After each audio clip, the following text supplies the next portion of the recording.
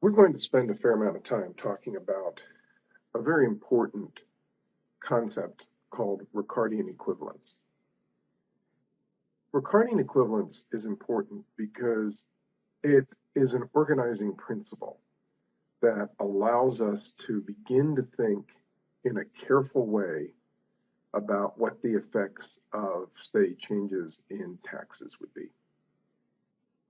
So we're going to do a very specific thought experiment, and we're going to do it in the context of this two-period model, and we're going to end up with a very strong result.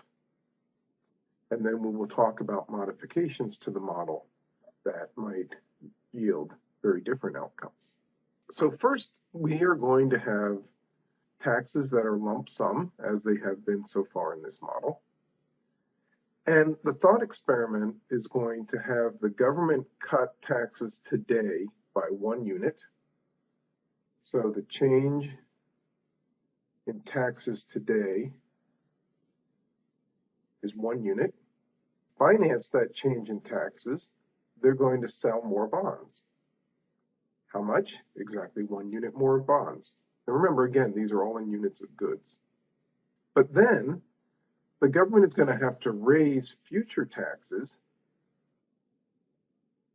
by the 1 unit increase in the principal plus the interest rate. So 1 plus R times the change in bonds.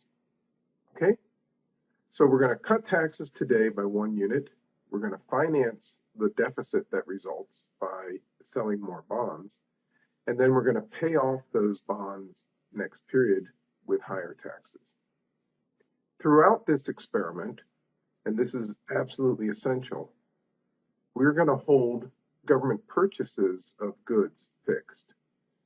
So all that's going on here is the government, instead of taxing today, is going to tax in the future. And it can do that by adjusting how much debt it sells, how much it borrows.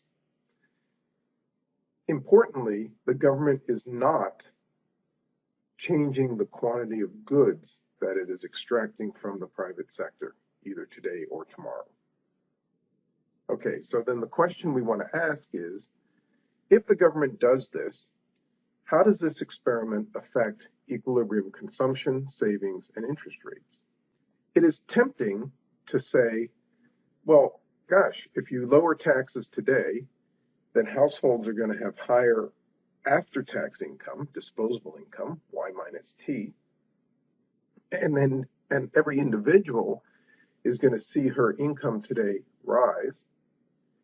And because consumption is just income minus taxes minus savings, it's tempting to say, well, this individual consumer is going to raise her consumption because her taxes have fallen today. And if every individual does that, then aggregate consumption will rise. What this model says is don't yield to that temptation. And to give you a preview of why this tempting answer is wrong, notice that in this discussion, we said nothing about future taxes. Or to say it differently, we were silent about future taxes. Let's get some preliminaries out of the way. We now have the government back in the picture, and so equilibrium in the credit market is going to be that the amount of savings that private individuals do will have to equal the amount of borrowing that the government does. If we aggregate across all individuals, so there are capital N people in this economy, then aggregate savings equals aggregate income, this remember is GDP, minus the total taxes that get paid minus consumption. And we can use the government's budget constraint today, which simply says that any excess of spending over revenues has to be financed by borrowing, so B. We impose the credit market equilibrium on this, and we substitute, and what we get is a relationship that says the primary deficit, if this is positive, then G is bigger than T, and therefore you have a deficit, equals borrowing. But in equilibrium, that has to equal total savings by the private sector. And that total savings has to equal output minus taxes minus consumption. So if we rearrange this, what you can see is we're just going to get the T's will cancel, scoot the C over to the left-hand side, and you just get the familiar accounting identity that GDP equals consumption by households plus consumption by the government. And then remember that we have the household or the individual's present value constraint, which says that the present value of consumption equals present value of income